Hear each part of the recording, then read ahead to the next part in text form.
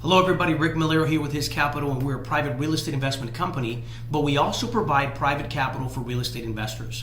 Now, with the market changing and the things that shift, it is important if you're an investor to fully understand what is going on in the hard money space and what are the key 5 important things that you need to know about hard money lending. Our team in this video are going to spend a little bit of time sharing with you what those key pieces are and how you can literally turn your real estate investments into profit without losing everything. With that being said, let's get to it.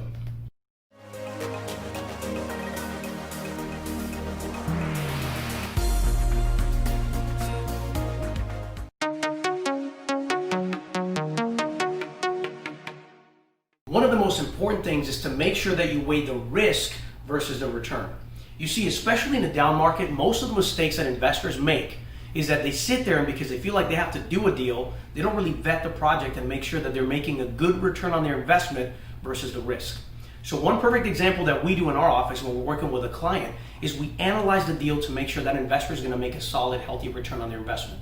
And what we find is that many investors, in the rush of things and the emotion, they feel like they're going to make $20,000 on a deal, but what they fail to see is that they're taking on a massive amount of risk, signing personal guarantees and taking this amazing risk for a project that has such tight numbers. And time again, those investors that let emotions override their guidelines end up being the ones that, of course, have delays in closings. They have property issues with regards to renovations being higher than they thought. And at the end of the day, they put all this work to break even if they're lucky. So don't make that mistake. Make sure that you're analyzing your deal. Make sure there's a healthy margin of profit to make sure that you're winning every time you borrow on a deal.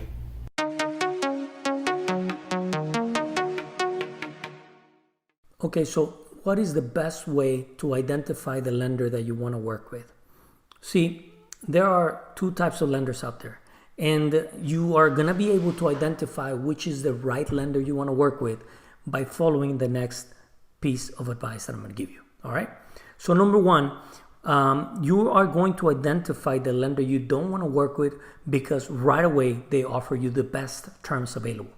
Meaning they do this without even asking you questions about your past experience, about your history of credit, about your financial status, about your deal itself. So they don't ask you most of those questions. They just right away say, these are the terms, this is the rate, this is the loan to value, this is what we can do for you.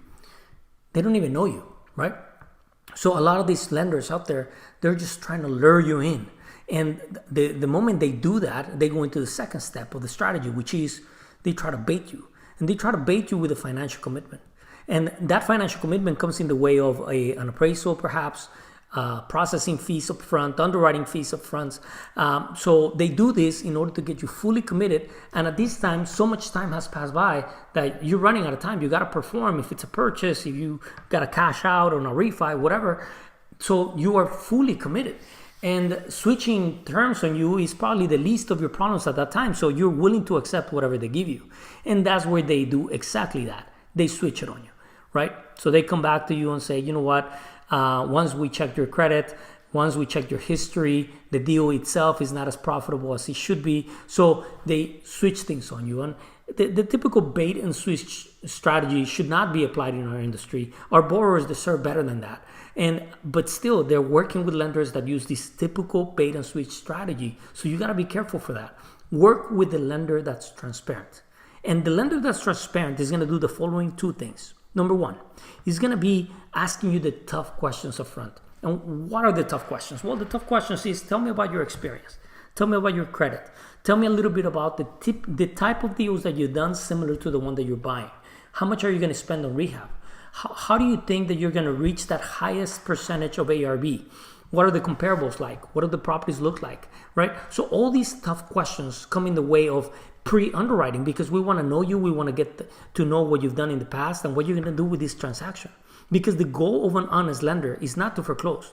The goal of an honest lender is to match the initial terms given to you originally in the term sheet with the final terms on your loan docs. And that is exactly the second goal. An honest lender is going to try to match those initial terms with the final terms. So try to identify that honest lender, because at the end of the day, this is what's going to save you time and is going to save you money. But most importantly, is going to remove all the tough headaches that you are going to have to deal with on your first fix and flip. Good luck.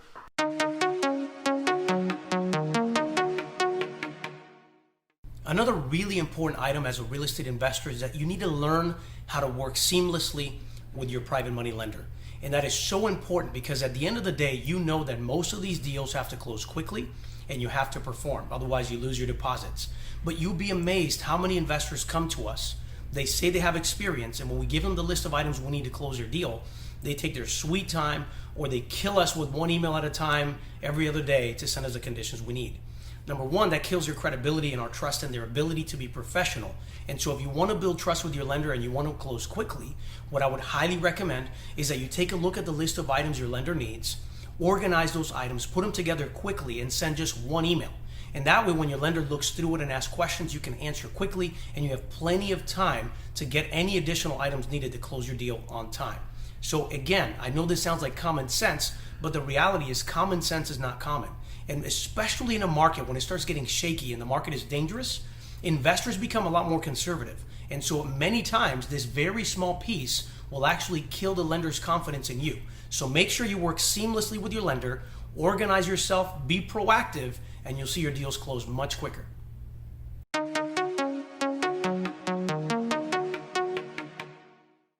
Okay, so you bought your next fix and flip, but this time you're getting rehab funding. So the difference is really clear. Usually when you buy a fix and flip, the lender is going to give you the money for you to buy the property, you put some skin in the game, and then you finance the renovation cost so that you can flip the deal, right? In this case, the lender is going to give you not only the capital for you to buy the property with less skin in the game, but then also is going to give you the money so that you could renovate the property. Okay, so the difference here is a couple of administrative tasks that if you do them correctly, you can save a lot of money and a lot of headaches. So I'm going to give you 5 pieces of advice that can really save you a lot of time, headaches, and money. The first one is the scope of work. And that is one of the biggest things you could really pay attention to in order to be a successful investor for fix and flips. Be as specific and detailed as you can be on your scope of work. The reason being is because especially when you're getting financing for renovation cost, matching that scope of work to later on what I'll explain as the rehab draw schedule sheet, that's going to be crucial. So make sure that you have a really clear scope of work that details out what you're going to do to this project. Okay. Number 2 is, well, like I said, you got to match that scope of work with the draw schedule. With rehab funding, see, the lender is not just going to wire you $30,000 for the rehab as soon as you close the deal. So if you're spending $30,000 in rehab, the lender is gonna be sending you this money against work completed, and he's gonna be sent on draws for the work completed. Meaning, this $30,000, let's say we break them down into three draws, each of $10,000 each. So every time that you complete $10,000 worth of work, the lender sends out an inspection, and then they send you the wire once they match the inspection for the items completed. Okay, so don't just expect the wire immediately the moment you buy a property for fix and flip with rehab funding. It's not going to happen like that. The lender is going to want to do inspections to make sure that you're doing what you said you were going to do. Which brings me down to my third piece of advice. So break this draw schedule into maybe 3 to 6 different steps. Do not overcomplicate things. If you have $30,000 worth of work, why would you want to break it down into 15 different inspections, right? Number 1 is going to cost you a lot of money. Number 2 is going to create a lot of delays for your time. And third is going to give you a lot of headaches. So break them down into simple steps and simple draws, okay? And a piece of advice number 4, manage your timelines. When you are doing rehab funding, you need to be very specific with your timelines. Make sure that you, if you're going to finish the work this week, well, start getting your paperwork ready so that immediately the inspection can be scheduled and avoid different delays. That's crucial so that your overall timeline for the project stays on track. And lastly, my last piece of advice is do what you said you were going to do. If you said you were going to do X, Y, Z to the project, well, X, Y, Z should be on your draw schedule. Make sure that you stick to that. Otherwise, it is going to create administrative headaches, further delays, and all of that is money at the end of the day. So do these things. I really advise that you follow the steps, and we hope to see you on your next deal. Good luck.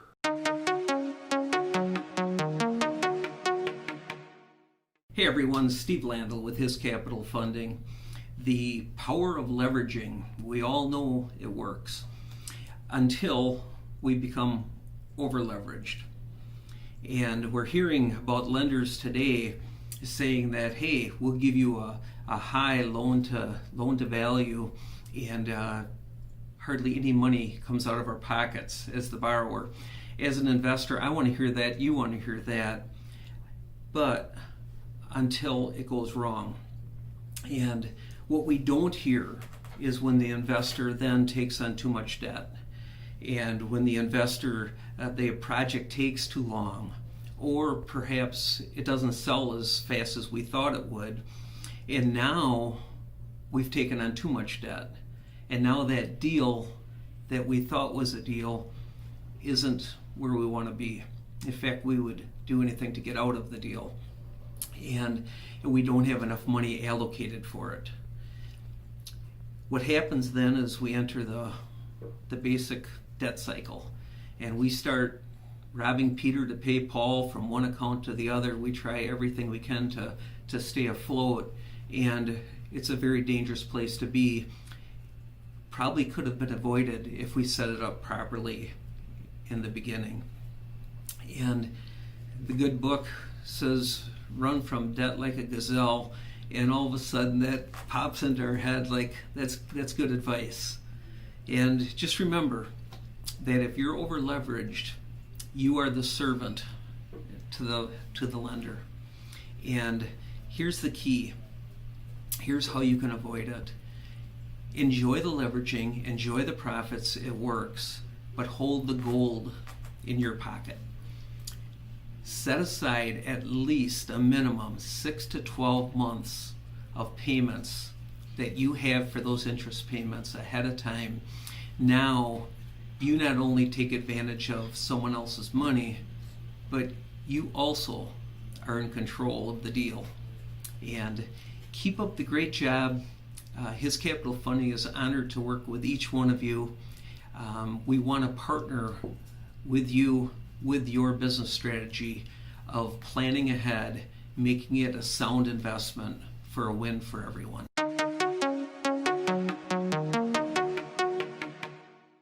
So in closing, guys, we hope you find this content to be valuable, to help you to make sure that you're making the wise decisions and you understand some of the key components to borrowing money from hard money.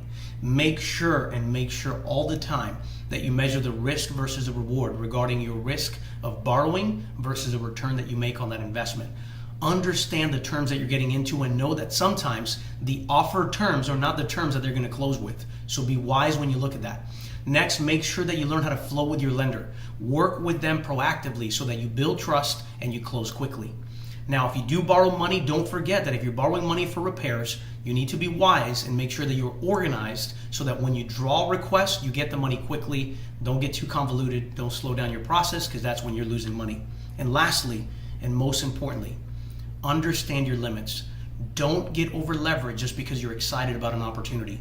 Make sure that you use wisdom and make sure that you don't over leverage so that you can be an investor that knows how to leverage properly. And if you do that, you won't go bankrupt and you won't lose everything like many investors that I've actually seen that didn't heed these particular pieces of advice, and ultimately they were punished from their ignorance. We hope you enjoy it. Until next time. And P.S. if you like this content, make sure that you like, comment, and subscribe to get more videos like this.